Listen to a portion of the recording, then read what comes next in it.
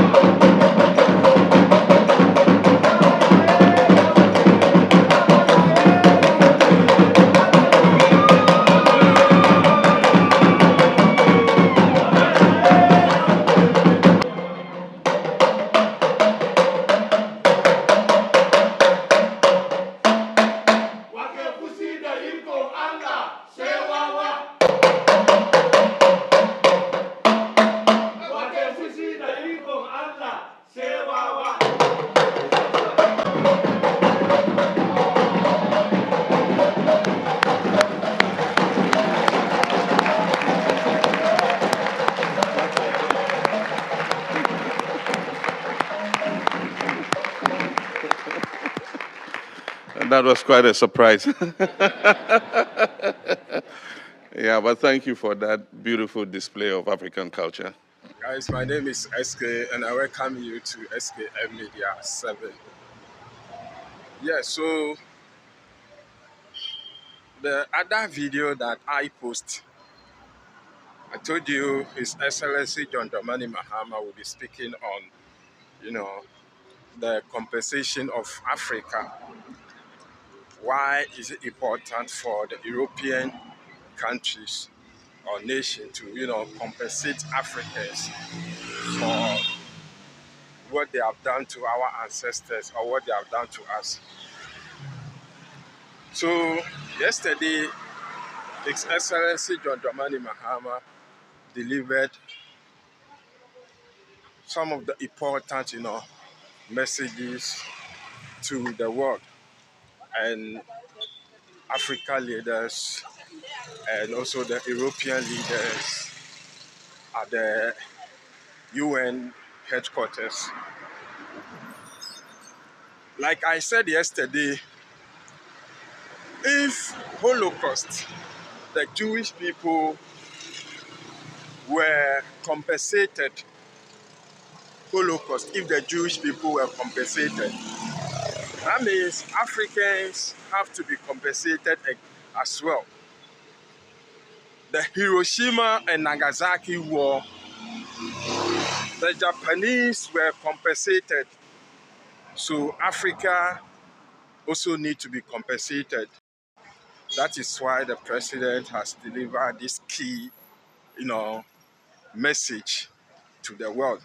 And I think most of the African countries have to, throw their support behind this, campaign for it, for them to make it massive, for others, for the world to hear what is happening, for them to compensate Africans. What do you also think about this? Drop your comment under the comment section. In case you are new here and you haven't subscribed, don't forget to subscribe to the channel and watch the full video. Thank you. John Dramani Mahama. Can we welcome him, please?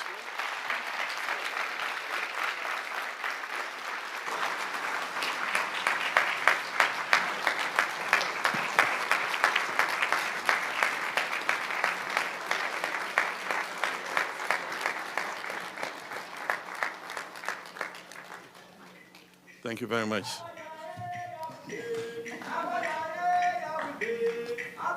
You may be seated.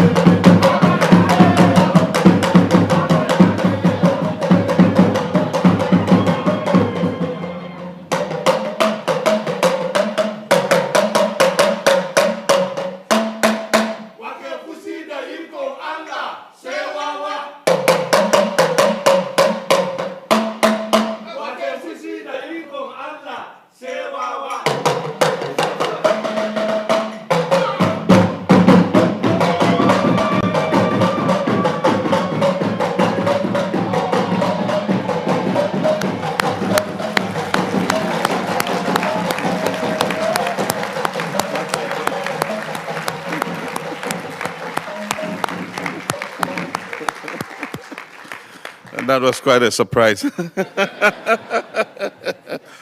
Yeah, but thank you for that beautiful display of African culture. Your Excellencies, erasure begins with language. When words are used as a sleight of hand to gaslight, to trick you into doubting what you know to be true. It is when words are used to create mythology. When they are spoken, the volume gradually decreases with each repetition until it becomes a full verbal reduction. The legendary American jazz player Miles Davis said, and I quote, "It's not the notes you play, it's the notes you don't play." When it comes to the contributions that Africa has made to enriching Europe and building the so-called New World, the silence is deafening. We have paved roads through mountains, we've put down railroad tracks, we've constructed buildings, laying brick after brick, we have cut sugar, cane, we've picked cocoa and cotton, we've descended into mines to unearth precious metals and stones, and we have wet-nursed babies. We've paid the price of admission with the blood of our ancestors, and still what greets us at the door is silence. What we're met with is mythology. People will sometimes try to put a disclaimer on slavery by insisting that you cannot use the social norms of today to judge the actions and events that took place in the past. Well, such people are loud and wrong.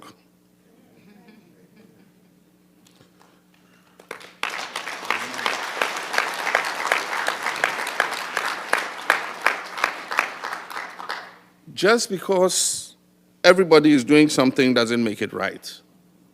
Slavery is wrong now, and it was wrong then.